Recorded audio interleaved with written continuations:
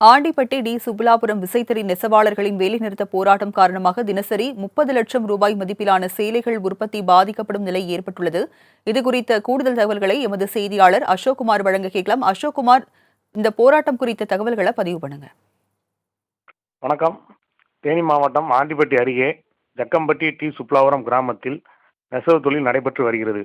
100க்கும் மேற்பட்ட விசைத்தறி கூடங்களில் சுமார் 5000 நெசவாளர்கள் நெசவு தொழிலில் ஈடுபட்டு வருகின்றனர்.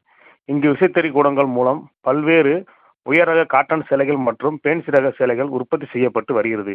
ஜக்கம்பட்டி டி சுப்புலாபுரம் பகுதிகளில் வசிக்கும் நெசவாளர்களுக்கு 2 ஆண்டுக்கு ஒரு முறை சம்பள உயர்வு பேச்சுவார்த்தையின் அடிப்படையில் வழங்கப்படும். அந்த வகையில் கடந்த 2022ஆம் ஆண்டு முதல் 2024ஆம் ஆண்டு வரை விசைத்தறி தொழிலாளர்களுக்கு போடப்பட்ட கூலி உயர்வு ஒப்பந்தம் கடந்த டிசம்பர் 31ஆம் தேதி முடிவடைந்தது.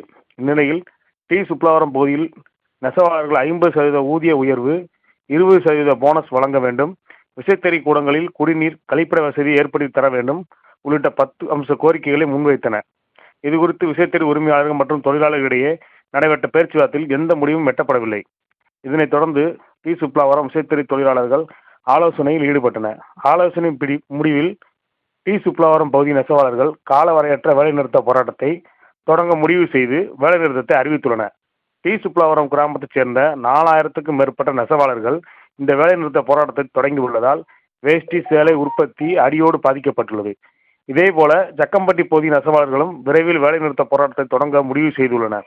நெசவாளர்களின் இந்த வேலைநிறுத்த போராட்டத்தால் தினமும் 30 லட்சம் மதிப்பிலான உற்பத்தி பாதிக்கப்படும் நிலை உள்ளதால் இந்த கூலி உயர்வு பிரச்சனையில் அரசு தலையிட்டு விரைவில் நல்ல முடிவு எடுக்க வேண்டும் என விசைத்தறி தொழிலாளர்கள் கோரிக்கை விடுத்துள்ளனர்.